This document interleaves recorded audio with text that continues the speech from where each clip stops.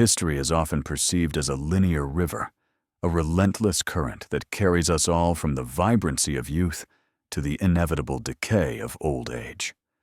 We trust in the certainty of time, that it marks our skin, grays our hair, and bends our backs. But there are places where the river stops. There are corners of the past where the current refuses to flow. We find ourselves today in the somber, dust-choked archives of 1863, a year defined by the bloodshed of the American Civil War. In these vaults, amidst the smell of decomposing paper and fading ink, lie thousands of reports detailing the grim reality of human tragedy. We see lists of the fallen, inventories of supplies, and the cold, calculated ledgers of the plantation system. Yet, hidden within this mountain of sorrow, tucked away in a mislabeled box from Pender County, North Carolina, there is a file that defies every law of nature we hold true. This is the file of Cypress Creek. It is a collection of documents that should not exist, recording a phenomenon that challenges the very definition of life. The subject of this inquiry is not a battle, nor a general, but 4 brothers born into the crushing weight of chattel slavery. Their names, written in the looping, heavy-handed script of the era, are Jacob, Samuel, Elijah, and Caleb. To the casual observer, their names might appear as mere footnotes, lost in the whisper of time, indistinguishable from the millions of other souls bound in servitude. But as we wipe away the dust of a century and a half, a disturbing pattern emerges from the ink. These 4 brothers, residing on the humid, moss-draped grounds of the Oakwood plantation, possessed a trait that terrified those who noticed it. They did not age. Consider the context of 1863. The nation was tearing itself apart. Men were aging decades in the span of single battles. Starvation, disease, and the sheer stress of survival were etching themselves onto the faces of every man, woman, and child in the South. Yet, the records regarding the Cypress Creek brothers tell a different, impossible story. We have in our possession a bill of sale from 1845, describing Jacob as having a smooth, unblemished visage, the look of a youth on the precipice of manhood. Then, we have a medical inspection report from late 1863, nearly 20 years later. The description is identical. Not similar, identical. The same height, the same smooth skin, the same youthful eyes that seemed to hold a depth far older than their physical forms suggested. While the world around them withered and burned, Jacob, Samuel, Elijah, and Caleb remained carved in immutable stone. This anomaly left a trail of unease that radiates from the pages even today. We see it in the frantic, jagged handwriting of the plantation overseers, who could not explain why their property refused to weaken or change. We see it in the hesitant notes of visiting physicians, who could find no gray hair, no wrinkles, no signs of the passage of time that ravaged everyone else. It was an incomprehensible phenomenon that forced those who witnessed it to question the nature of existence itself. How could 4 human beings stand still in the rushing river of time? Was this preservation a divine miracle, a biological impossibility, or something far more ancient and sinister? As we delve into the silent archives of 1863, we are not just reading history, we are uncovering a mystery that was buried because it was too frightening to understand. These documents are not just paper. They are the first pieces of a puzzle that suggests something otherworldly was walking the fields of North Carolina. This narrative we are embarking upon is not merely another recounting of the brutalities of the American South, though those horrors are the undeniable canvas upon which this mystery is painted. It is a descent into the deepest, most disquieting crevices of the human experience, a place where the hard lines of reality begin to blur and the unfathomable transforms into a chilling, tangible truth. To understand the enigma of the Cypress Creek brothers, we must first understand the world that tried to crush them. In the chaotic, blood-soaked year of 1863, amidst the smoke of the Civil War, the bureaucratic machinery of slavery continued to grind. It is within these mundane, evil ledgers, bills of sale, medical journals, and inventory lists that we find the impossible.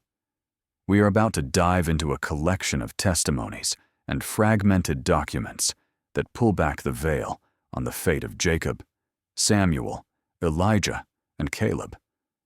We are compelled to ask a question that defies logic. How could four individuals exist, seemingly outside the ravages of time, in a world where every single second was measured in sweat, blood, and suffering?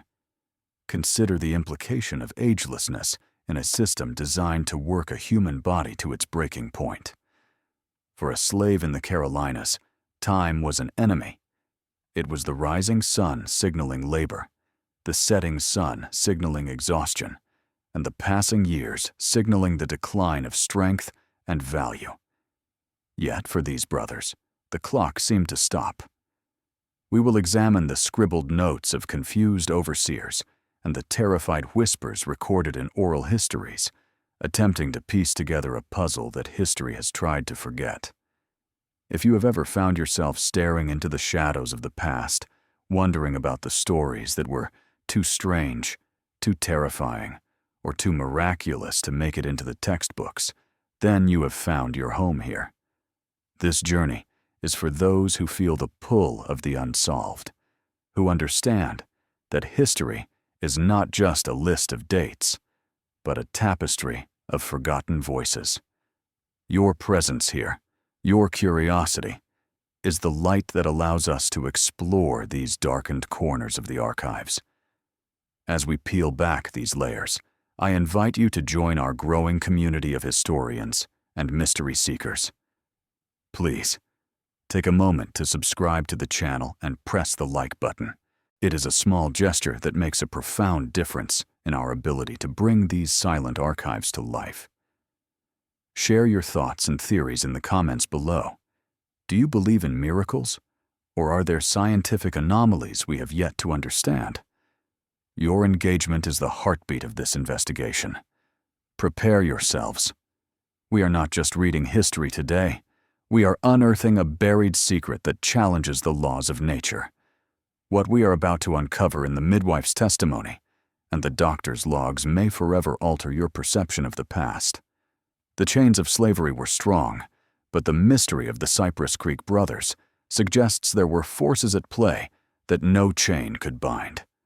Let us step beyond the veil. The story begins not with a shout, but with a silence that would echo through the decades. It is 1845. We are in Pender County, North Carolina, a landscape dominated by the sprawling, oppressive canopy of the Oakwood plantation. Here, the air hangs heavy, thick with the scent of pine resin, stagnant swamp water, and the sweat of labor that never ends. The nights in the slave quarters were rarely peaceful. They were filled with the sounds of exhaustion, the murmurs of prayer, and the fitful sleep of those who knew the sunrise brought only pain. But on this particular night, in a drafty cabin at the edge of the row, the atmosphere was charged with a different kind of tension. Martha, a young woman whose spirit had not yet been entirely broken by the lash, was in the throes of labor. Guiding her through this valley of shadow was Auntie Bess. Bess was more than a midwife. She was an institution within the quarters. Her hands, gnarled like the roots of the ancient cypress trees that lined the creek, had pulled hundreds of children into a world that did not want them. She had seen life arrive in every form, screaming, fighting, and sometimes tragically, silent and still. She knew the rhythm of birth as well as she knew the rhythm of the seasons. But as the candle flickered low, casting long, dancing shadows against the rough-hewn timber walls, Auntie Bess felt a shiver that had nothing to do with the night air. When the child finally emerged, the cabin fell into a hush that felt unnatural. Usually, the first sound of a newborn is a cry, a protest against the cold, harsh reality of the world. But this child, the boy who would be named Jacob, made no sound. Panic flared in Martha's eyes, her chest heaving with exertion and terror. She reached out, her voice a cracked whisper, asking if her son was alive. Auntie Bess did not answer immediately. She held the infant in the dim light, wiping away the blood and vernix, expecting to have to strike the child to clear his lungs. But there was no need. Jacob was breathing. His chest rose and fell with a steady, eerie rhythm. But it was his eyes that stopped Bess cold. They were open, wide open, dark, deep, and unfathomably calm. They were not the wandering, unfocused eyes of a newborn struggling to see shapes in the gloom. They were focused, sharp, and filled with a depth that suggested they had seen this world before. Bess felt a sudden, irrational urge to look away, as if she were staring into a deep well that had no bottom. As she wrapped him in the rough linen rags prepared for his arrival, her fingers grazed his skin. She paused, her breath catching in her throat. A newborn's skin is often wrinkled, red, blotchy from the trauma of birth. Jacob's skin was different. It was cool to the touch and flawlessly smooth. It possessed the texture of polished porcelain or river stone, devoid of a single crease, mark, or imperfection. It was a perfection that felt artificial, like a doll carved by a master craftsman rather than a child born of flesh and blood. "This child," Bess whispered, her voice trembling in a way that Martha had never heard before. The old midwife looked from the baby to the mother, her face etched with a confusion that bordered on fear. "He is not of this world, Martha." The words hung in the humid air, heavy and suffocating. Martha, exhausted and trembling, pulled her son close. She looked down at the face that would not age, at the smooth brow that would never furrow, and she felt it too. It wasn't the warm rush of maternal joy she had expected. It was a cold, piercing dread, a primal instinct warning her that the bundle in her arms was something the world wasn't ready for. In the flickering candlelight of 1845, the mystery had begun. Jacob had taken his first breath, and with it, he had inhaled a secret that would bind his family to a fate worse than death. Time, on a plantation in the antebellum South, was usually measured in loss. It was measured in the graying of hair, the sudden stoop of a back under the weight of cotton baskets, and the fresh, too frequent mounds of earth in the slave cemetery at the edge of the swamp. In Pender County, under the oppressive humidity of the North Carolina lowlands, youth was a fleeting currency, spent rapidly in the fields before a child even reached adolescence. But within the weathered wooden walls of Martha's cabin on the Oakwood plantation, time had begun to behave in a way that defied the natural order. Years bled into one another, 1848, 1850, 1853, and while the world around them decayed and renewed in its brutal cycle, the four brothers, Jacob, Samuel, Elijah, and Caleb, stood as silent, immutable statues against the rushing current of history. Jacob, the eldest, should have been hardening into a young man by now. His shoulders should have been broadening, his face taking on the angular, weary lines of someone who had begun to understand the cruelty of his station. Yet, to look at him was to look at a portrait painted years prior and never touched again. He grew in height, yes. His limbs lengthened, stretching out of his rough-spun trousers. But his face retained a porcelain, unblemished smoothness that was unnerving to behold.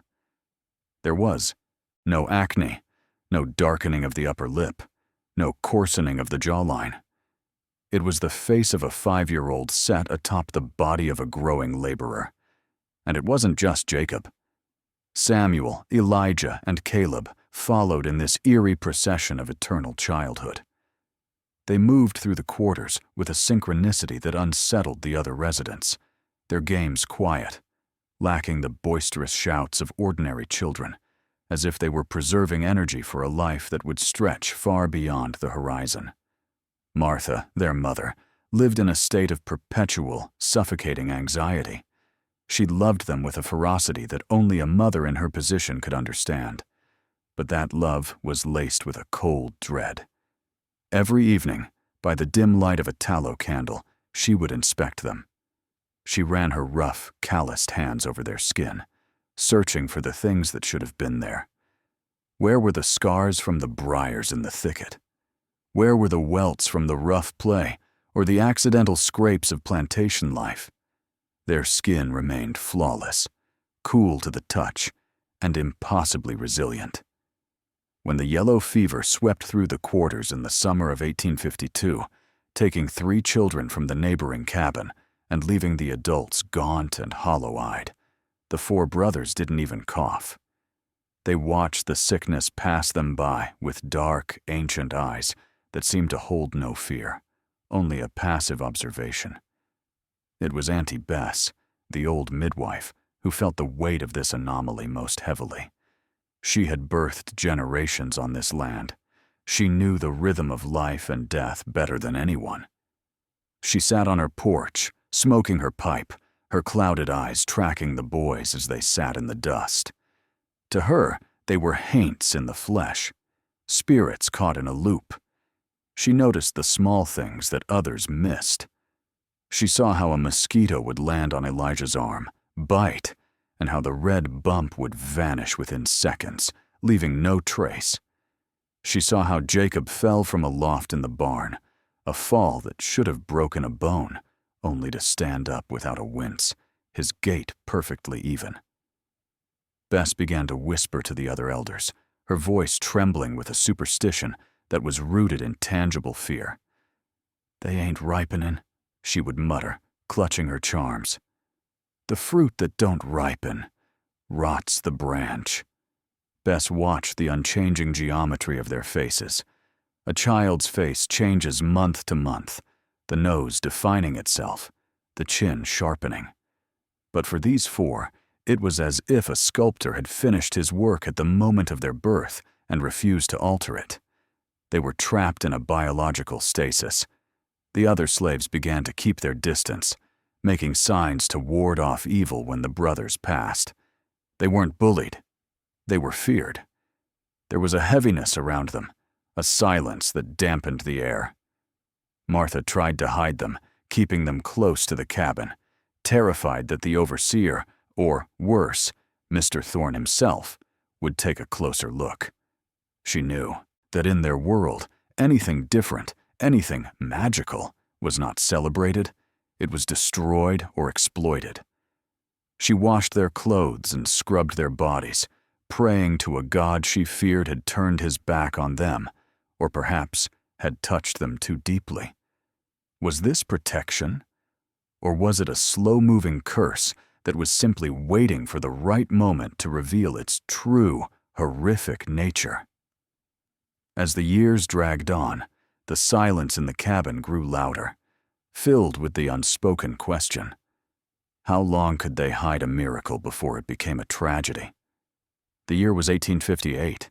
The humidity in Pender County, North Carolina, hung in the air like a physical weight, pressing down on the sprawling fields of the Oakwood plantation. For most, time moved in a brutal, linear fashion, measured in harvest seasons, in the graying of hair, and the wearing down of bones under the master's whip.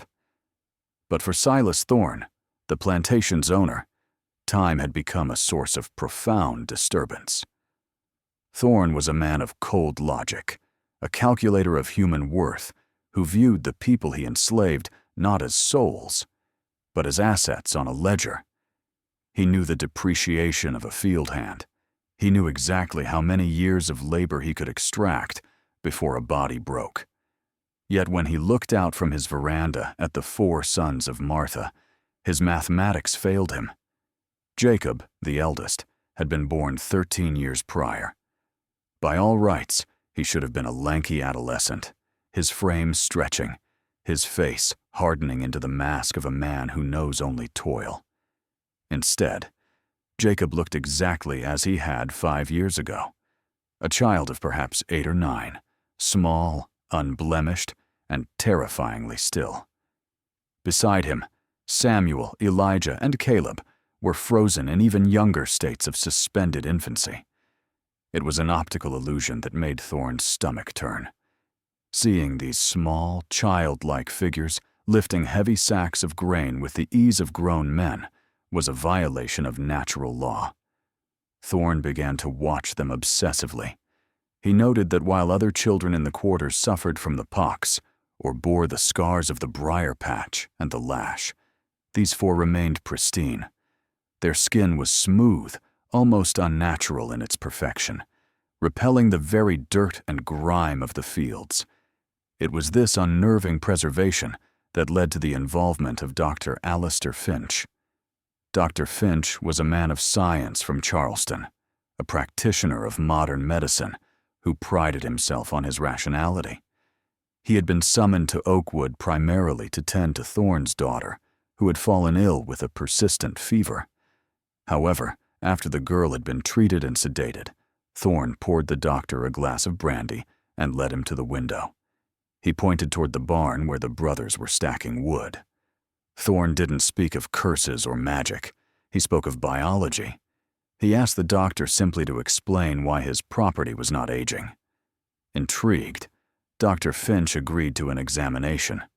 He had the boys brought to a makeshift infirmary, room in the main house, away from the prying eyes of the other slaves.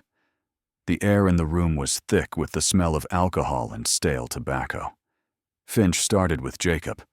He approached the boy with a clinical detachment, expecting to find a simple case of stunted growth or malnutrition. He placed his hands on Jacob's jaw, forcing the boy's mouth open to inspect his teeth. What he found made him pause. The dental development was completely arrested, yet the teeth were strong, devoid of decay, anchored in gums that were pink and healthy. He moved to the boy's chest, pressing his ear against the small ribcage. The heartbeat was slow, impossibly slow, a rhythmic, heavy thud that sounded more like the shifting of tectonic plates than the flutter of a child's heart. Finch's professional demeanor began to crack. He examined the skin on Jacob's arm, pulling out a magnifying glass. There were no pores visible to the naked eye, no fine lines, no evidence of sun damage, despite years of exposure. It was as if the boy was made of something other than flesh, something durable and immutable. The doctor moved to the younger brothers, repeating his tests with increasing franticness. He checked reflexes, bone density, eye dilation. Every test yielded the same result, a complete biological stasis. They were living, breathing statutes. Finch stepped back, wiping a sudden sheen of cold sweat from his forehead. His hands, usually steady enough for surgery, trembled as he packed his instruments. He looked at Silas Thorne, who was leaning against the doorframe, his face shadowed. "This is impossible," Finch whispered, his voice barely audible over the buzzing of flies in the heat. "Physiologically, they are dormant. Yet they move. They breathe. It is as if time simply flows around them, Mr. Thorne. I've read of medical anomalies, of glandular defects. But this—" He trailed off, fear creeping into his eyes. This was not a medical condition. It was an affront to God. Finch looked back at the boys, who stood in a silent row, their dark eyes watching him with an ancient, unsettling patience. To Thorne, the doctor's fear confirmed his own dark suspicions. This was not a miracle to be celebrated. It was a power he could not control, a secret that defied the very order of his world. And in the silence of that room, a dangerous idea began to take root in the master's mind. If they could not age, could they be broken? Or were they something that needed to be buried before the world found out? The departure of Dr. Alistair Finch did not bring relief to Oakwood Plantation. Instead, it left behind a residue of cold, creeping dread that settled into the very timber of the estate.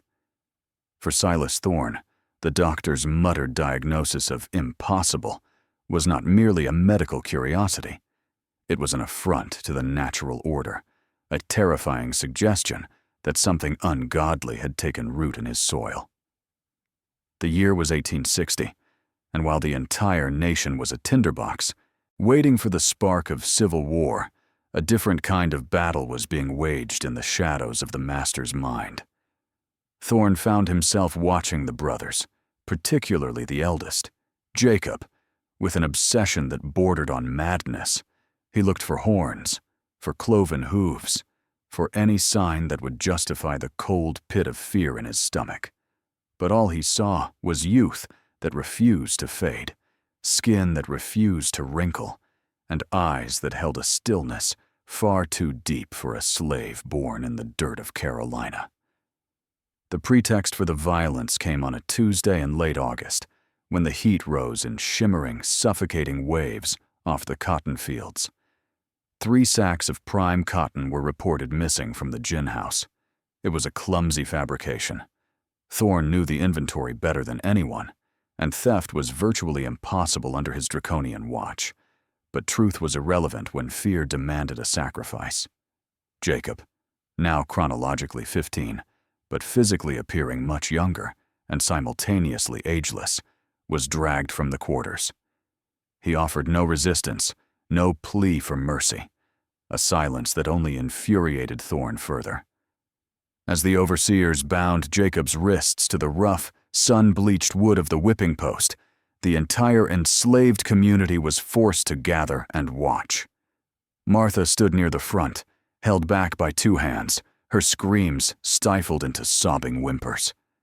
Auntie Bess stood beside her, her lips moving in a frantic, silent prayer, though she knew, perhaps better than anyone, that the powers at play here were beyond the reach of ordinary scripture. Thorne took the whip himself.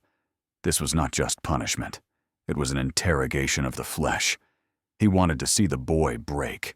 He wanted to see mortality bleed out of him, to prove that Jacob was just a man, fragile and finite like the rest of them.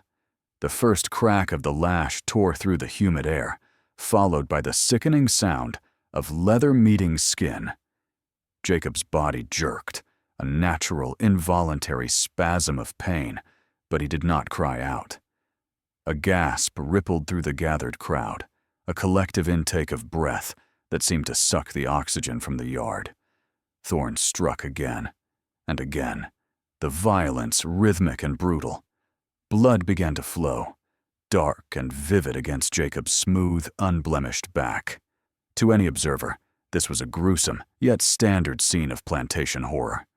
But then, the impossible began to manifest. As Thorne paused to wipe the sweat from his brow, his chest heaving with exertion, he stared at the boy's back, waiting for the inevitable collapse. But the wounds, deep and ragged moments ago, were changing.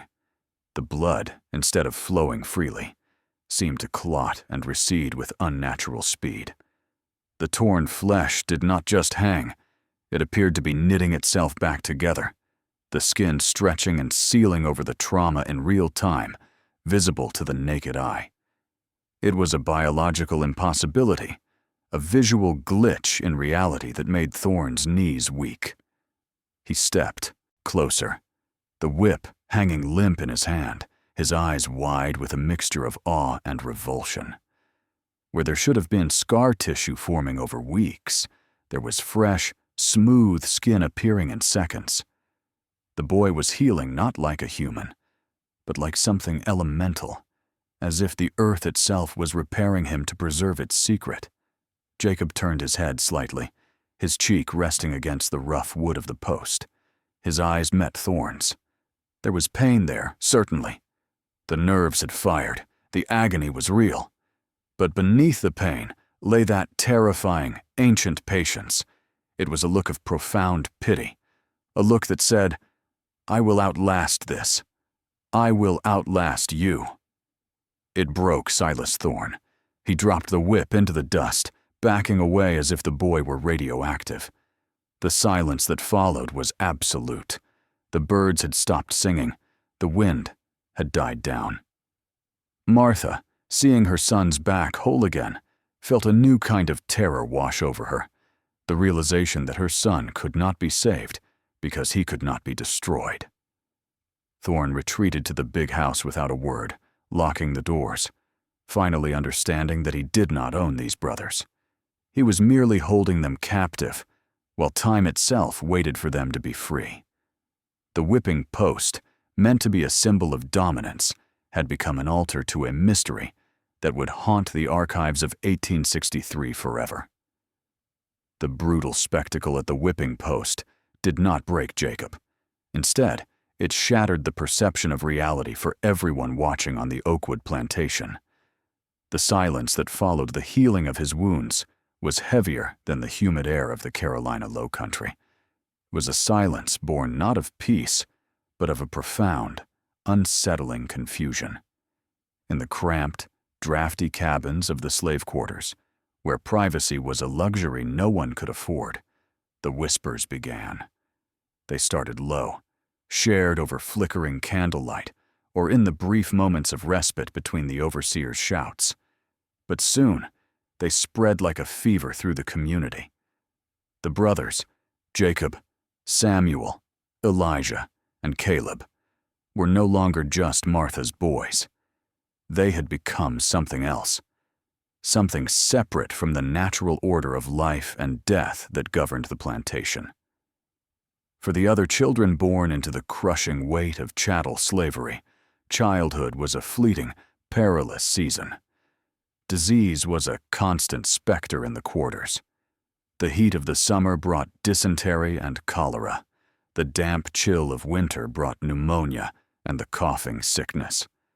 Parents watched helplessly as their little ones withered under the strain of malnutrition and labor. But not Martha's sons.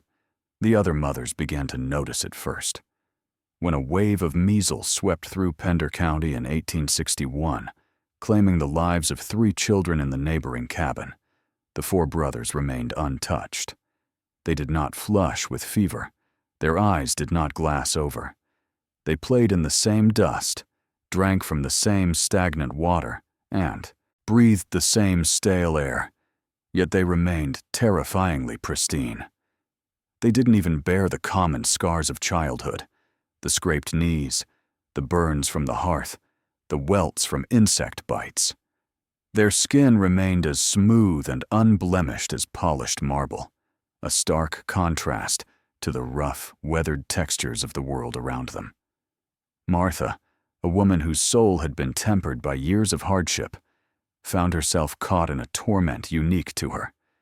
She loved her sons with a fierce, protective instinct, but that love was now laced with a creeping, icy dread.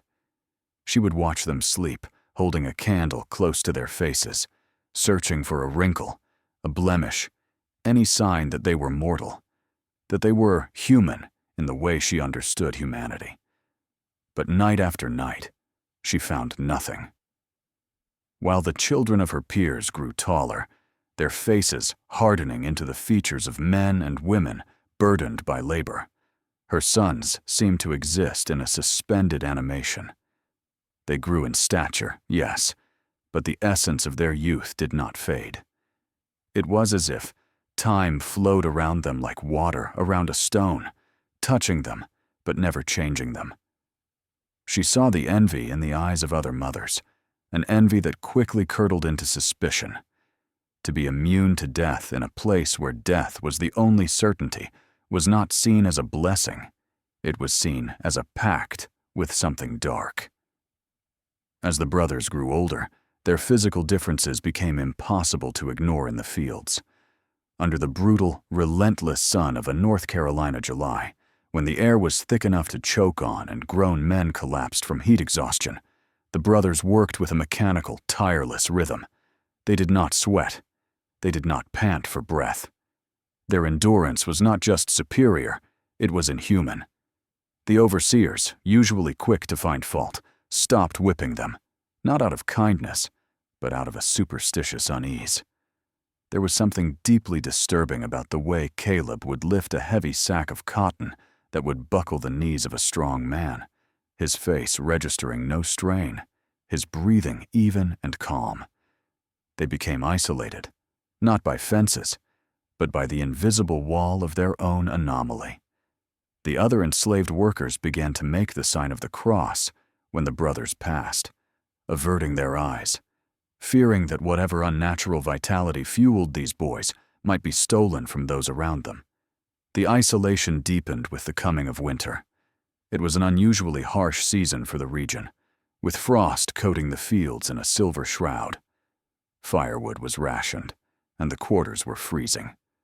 One morning, young Samuel, the smallest of the four, wandered out of the cabin before dawn. He was found hours later, sitting on a stump near the edge of the woods, clad only in a thin, ragged shirt. His skin was cold to the touch, cold as the dead. Yet he was not shivering. He sat perfectly still, watching the sunrise with ancient, placid eyes. When Martha ran to him, screaming in terror, expecting to find him frozen to death, he simply looked up and smiled, his lips not even blue. He told her the cold felt like nothing. It was just quiet. This incident terrified the community more than the whipping post. To survive the lash was one thing. To be impervious to the elements was another. It suggested that they were not made of flesh and blood at all. The air in the barracks changed permanently after that. The brothers were no longer included in the communal songs or the secret gatherings where stories of freedom were whispered. They were treated with a mix of awe and terror, like dangerous artifacts that had been dug up from the earth. Martha felt the chasm widening. She realized that her sons were becoming strangers to her, not because they didn't love her, but because their experience of existence was fundamentally different. They were becoming lonely gods in a hell made by men. The question hung heavy in the smoke-filled air of the cabin. Was this resilience a gift from God to help them survive the horrors of slavery? Or was it a curse that would trap them in this suffering forever, denying them the release of death? In the shadows of Oakwood Plantation, the four brothers stood together, a silent, unaging testament to a mystery that the world was not ready to understand. In the deeply religious and superstitious fabric of the 1863 South, anything that defied the natural order was rarely viewed as a scientific curiosity.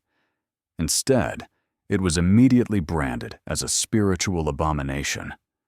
The whispers from Oakwood Plantation, carried by fear and the clandestine networks of the enslaved, eventually found their way to the pulpit of Reverend Josiah Albright. Albright was not a man of mercy or nuance.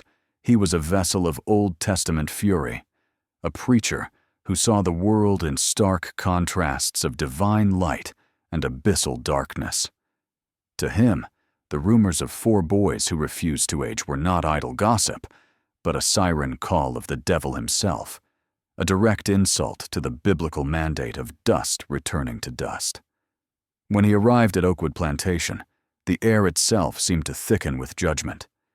He rode a pale, sweating horse, his black frock coat coated in the gray dust of the road, looking every bit the grim reaper of local legend. Mr. Silas Thorne met him at the main house.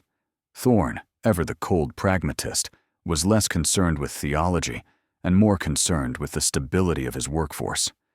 The murmurs about Jacob, Samuel, Elijah, and Caleb were causing unrest in the quarters, a mixture of awe and terror that disrupted the harvest. Thorne saw a dark utility in the Reverend's outrage. If the community could be convinced that the brothers were cursed vessels of evil rather than miraculous figures, their influence would be shattered. He granted Albright permission to conduct a spiritual inquiry, a decision that would lead to one of the most harrowing nights in the plantation's history. It was dusk when the bell rang, summoning the enslaved community not for labor, but for the salvation of their souls. The gathering took place in a clearing near the edge of the cypress swamp, illuminated by the erratic, hissing light of pitch torches. The shadows danced violently against the trees, twisting the Spanish moss into ghostly shapes. At the center of this trembling congregation stood the four brothers. Jacob, now 18 by the calendar, but looking no older than a smooth-skinned preteen. Samuel, Elijah, and Caleb, frozen in various stages of perpetual childhood. They stood close together, a small island of unnatural stillness amidst a sea of anxious, weary faces. Their mother, Martha, stood just behind them, her hands gripping her apron so tightly her knuckles were white, her eyes darting between her sons and the menacing figure of the preacher. Reverend Albright did not begin with a prayer, but with an accusation. He paced before the brothers, a leather-bound Bible clutched in his hand like a weapon. His voice, gravelly and projecting with practiced authority, cut through the humid night air. He spoke of the natural cycle of life, of the blessing of aging, and the sanctity of death. He claimed that to deny the passage of time was to deny God's will. Pointing a trembling finger at Jacob, he roared to the crowd that these were not children of grace, but stagnant pools where the devil had bred a mockery of life. "Look at them," Albright bellowed, sweat glistening on his forehead. "The seasons change, the crops wither and grow, the moon waxes and wanes. But these, they are stone. They are a defiance of the Lord's clock."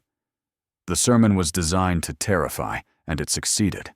A deep, spiritual rift tore through the onlookers. Some, who had known the brothers since birth, looked on with pity and confusion. But others, swayed by the preacher's fire and their own ingrained fears of the supernatural, began to back away, making signs to ward off evil. The psychological isolation of the brothers was palpable. They stood silent, their expressions unreadable. This was perhaps the most unsettling aspect for Albright.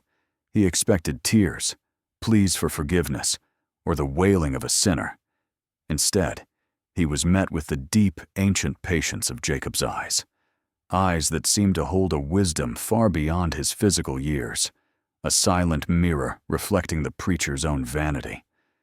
Infuriated by their lack of reaction, Albright attempted a ritual of cleansing, laying heavy hands on their heads and commanding the demon of stasis to depart. He prayed for them to wither, to wrinkle, to show any sign of mortal decay. But the brothers remained unchanged, their skin cool and smooth, their pulses steady and slow. The failure of the ritual only stoked Albright's fury. He turned to Thorne, who watched from the periphery with a cigar glowing in the dark, and declared that prayer was not enough. "The soul cannot be saved if the flesh refuses to yield," Albright warned, his voice dropping to a sinister whisper. He demanded separation, isolation, perhaps even more severe physical trials to break the spell. As the meeting dispersed, leaving the brothers alone under the watching moon, the damage was done. They were no longer just oddities. They had been marked as spiritual pariahs, condemned by the very faith that sustained their community. The preacher believed he was fighting a war for their souls, but as Jacob looked up at the stars, unchanged and unaging, one had to wonder if the Reverend was merely shouting at the tides, trying to command forces that existed long before his scripture was ever written. In the wake of Reverend Albright's fiery condemnation, a different kind of judgment descended upon Oakwood Plantation, one not of scripture, but of cold, hard science. While the spiritual fervor of the slave quarters simmered in fearful whispers, Dr. Alistair Finch returned to Pender County. He was a man possessed, no longer merely a physician attending to a planter's daughter, but a scientist standing on the precipice of an impossibility. He arrived with a heavy leather satchel, the brass buckles gleaming in the harsh Carolina sun, filled with the most advanced medical instruments available in 1863.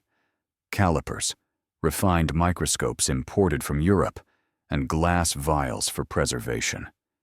He had dismissed the preacher's talk of demons and the devil. Finch was a man of the Enlightenment, and where Albright saw a curse, Finch saw a biological riddle that defied the laws of entropy. Mr. Silas Thorne, caught between the superstitious dread of his workforce and his own pragmatic greed, granted the doctor access to the four brothers. He provided a dusty, unused storage shed on the periphery of the estate, far from the prying eyes of the other slaves. It was here, amidst the smell of dry hay and formaldehyde, that the anatomy of a miracle was dissected. Jacob, Samuel, Elijah, and Caleb were brought in one by one. They did not resist. By now, a profound, heavy silence had settled over them. They stripped for the examination, with a stoicism that was heartbreaking to witness, their movements fluid yet weary, like men who had walked the earth far longer than their birth records suggested. Finch worked with a feverish intensity. He measured the circumference of their skulls, the length of their femurs, the density of their muscle fibers.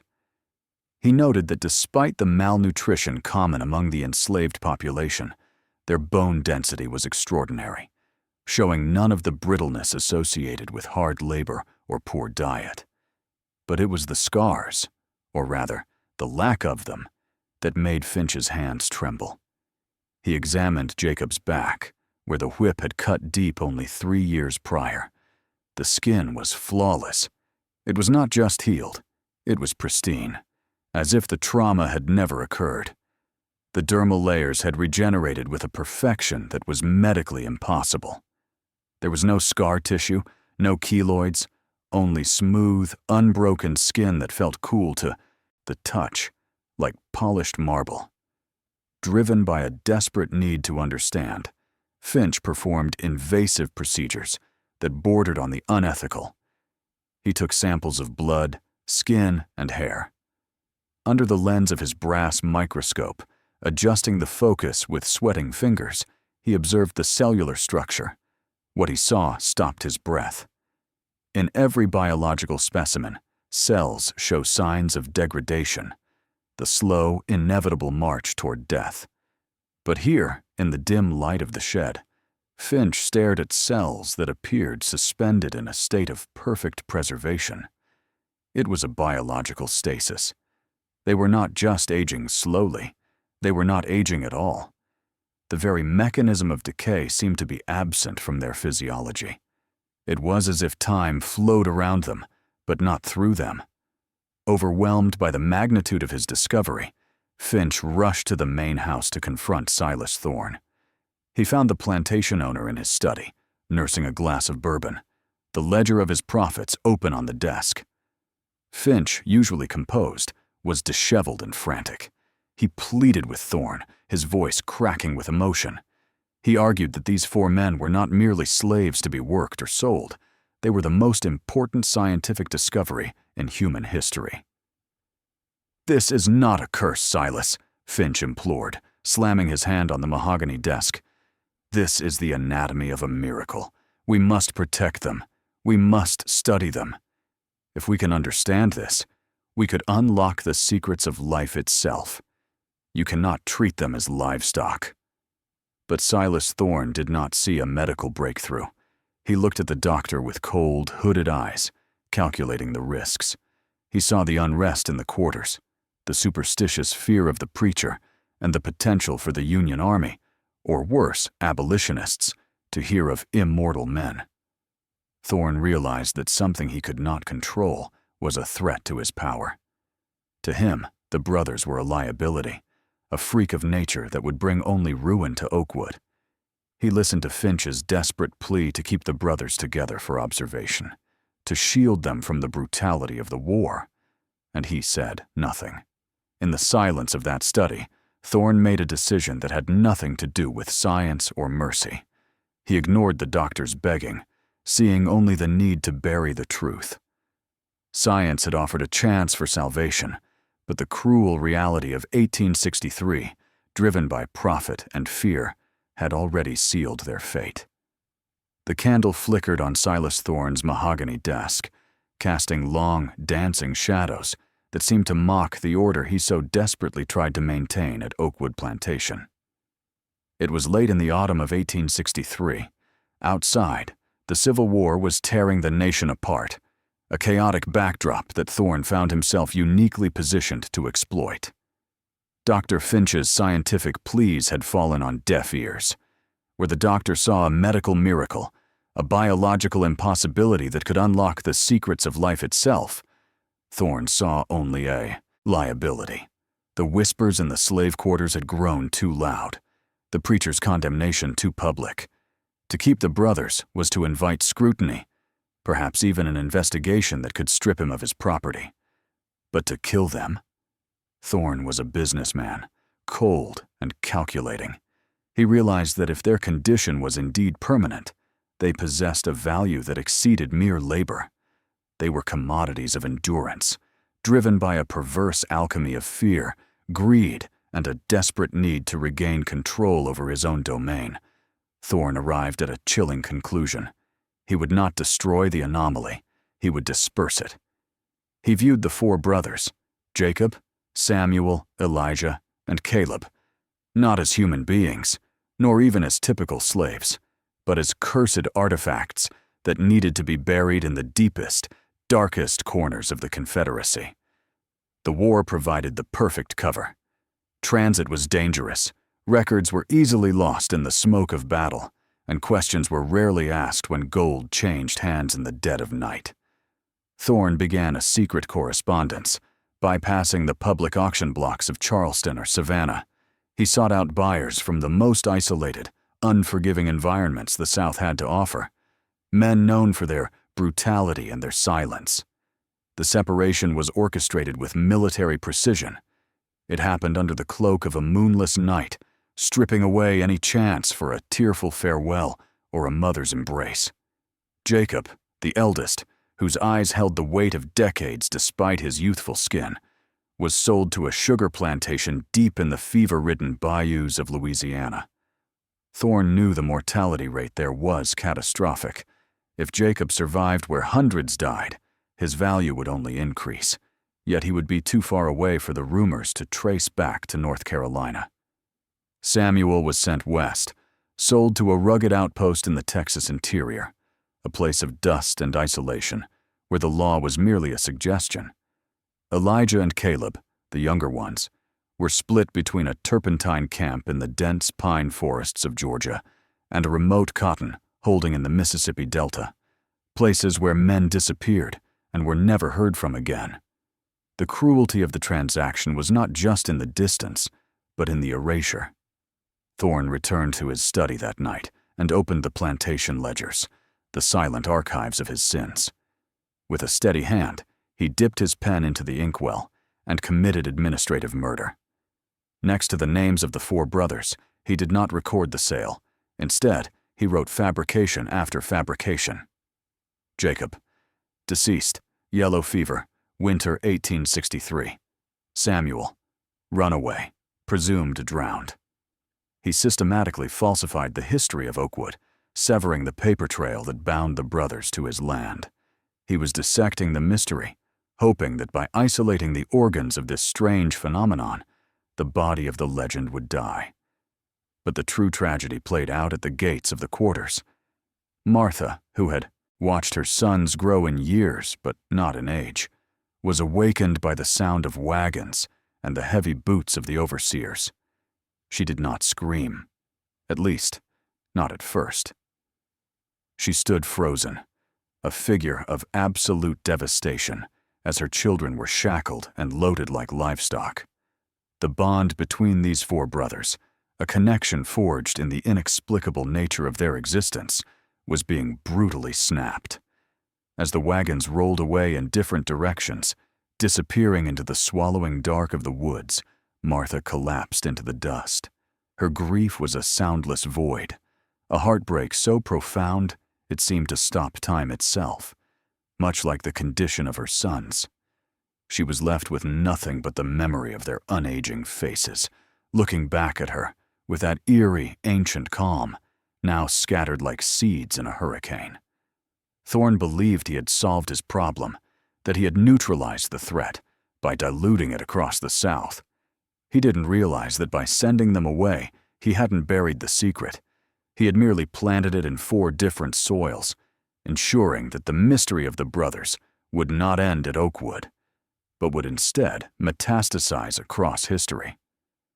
We leave the blood-soaked soil of the 1860s and leap forward through the currents of time, arriving in the early years of the 21st century.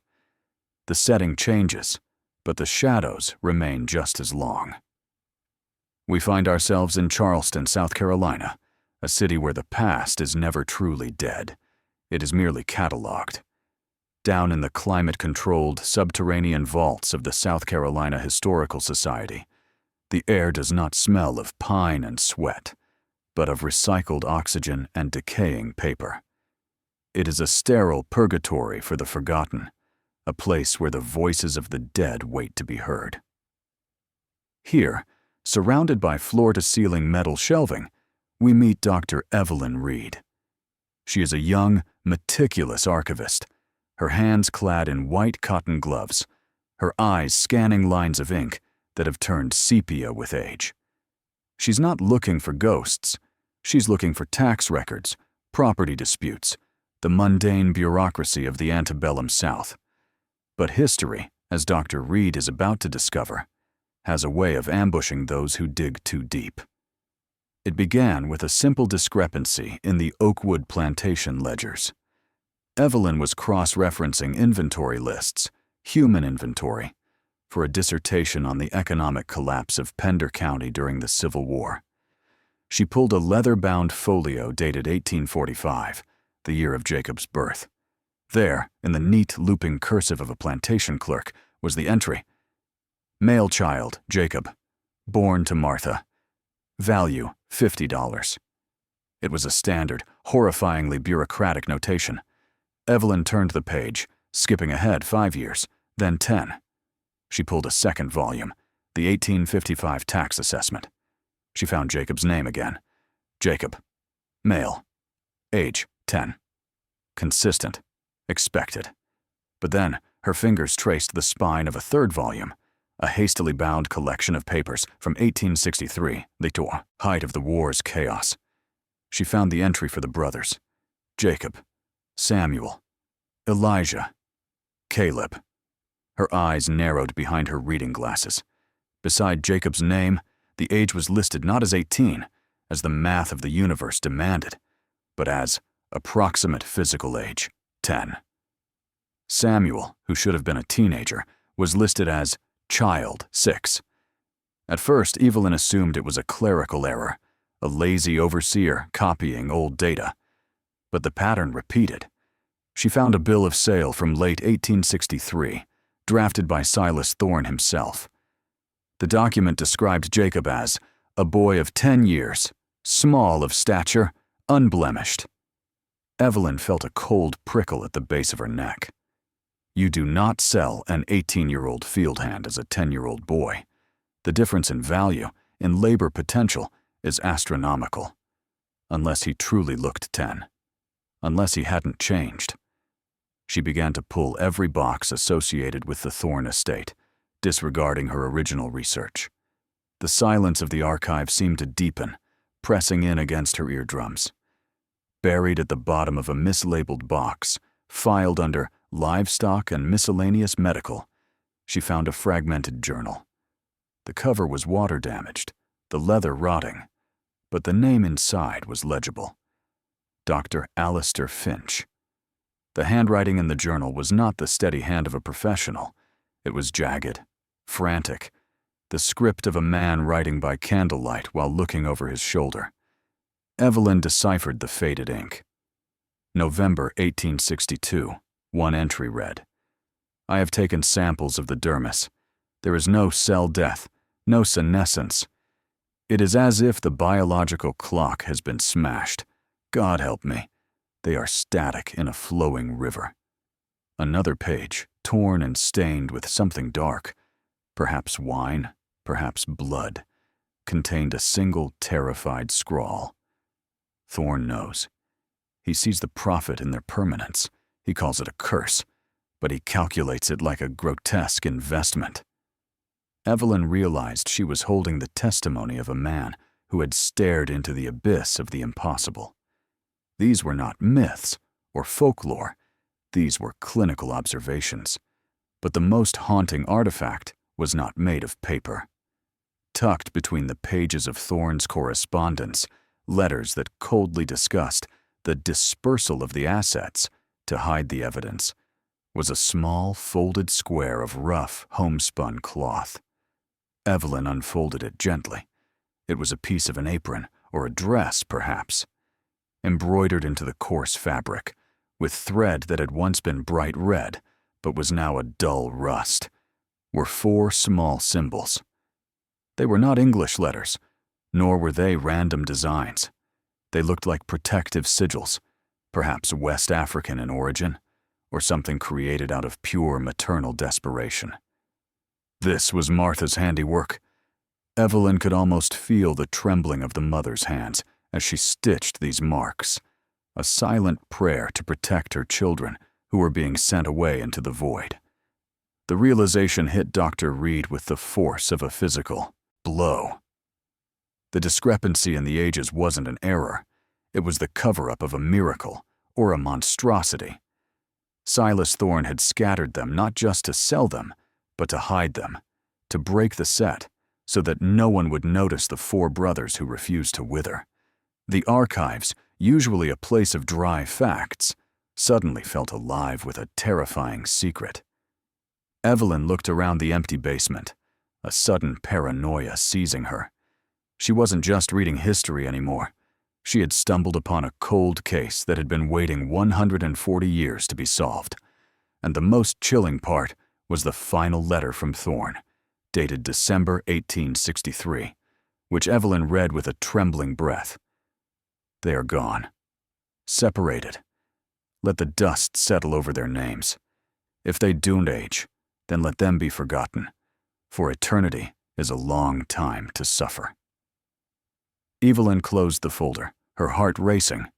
She knew, with a certainty that defied logic, that the story didn't end in 1863. If they didn't age, then where were they now? As Dr. Evelyn Reed sat under the humming fluorescent lights of the South Carolina Historical Society, the silence of the archives felt less like a sanctuary and more like a tomb. The air was thick with the scent of decaying paper and forgotten history.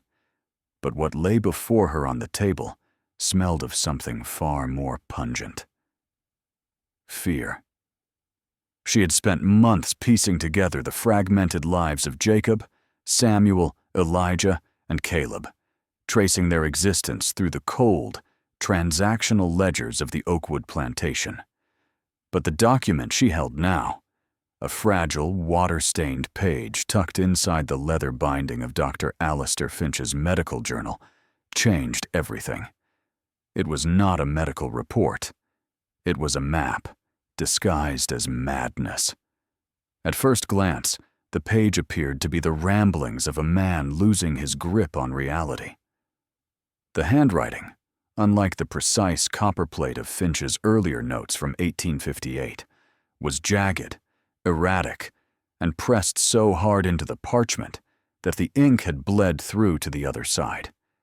It was a chaotic scrawl of astronomical symbols, chemical formulas, and what looked like biblical verses written in reverse. However, Dr. Reed, with her background in cryptographic history, recognized the pattern.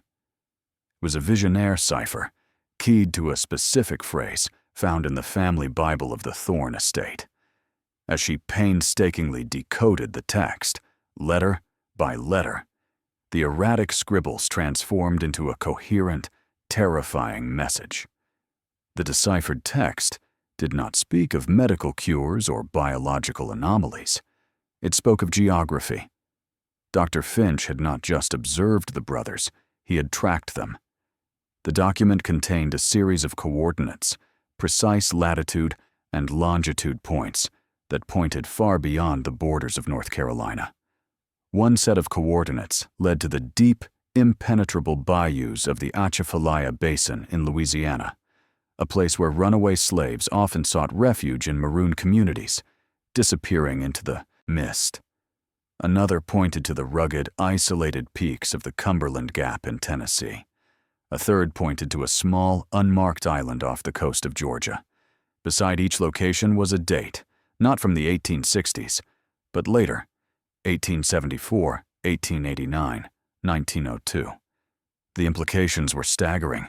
If these dates were accurate, the brothers had not only survived the brutal dispersal orchestrated by Silas Thorne in 1863, they had persisted, unaging, into the turn of the century. But why code this information? The answer lay in the margins of the page. There, in a hand that trembled visibly, Finch had written a warning. Do not seek the source.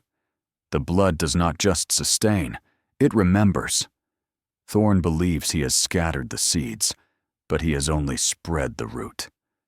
They are watching. They have always been watching.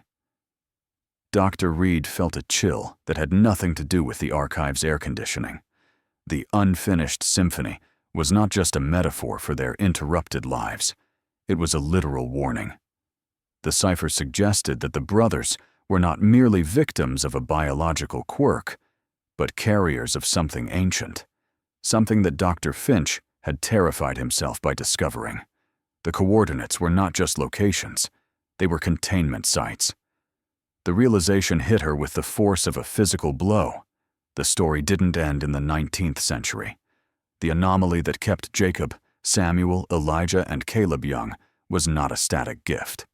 It was an active force, one that perhaps required isolation to keep the world safe, or to keep them safe from a world that would dissect them.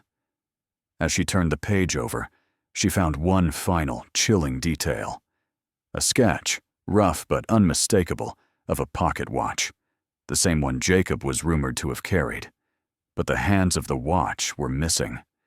In their place was a single eye, open and staring. Dr. Reed realized then that by unearthing this story, she wasn't just observing history, she was disturbing it. The warning was clear. Some archives remained silent for a reason. The brothers might still be out there, hidden in the folds of modern America, their faces unchanged, their burden heavy. And now, she knew where to look. The question was no longer, what happened to them? But rather, what happens now that we know? The mystery of the four brothers was not a closed case.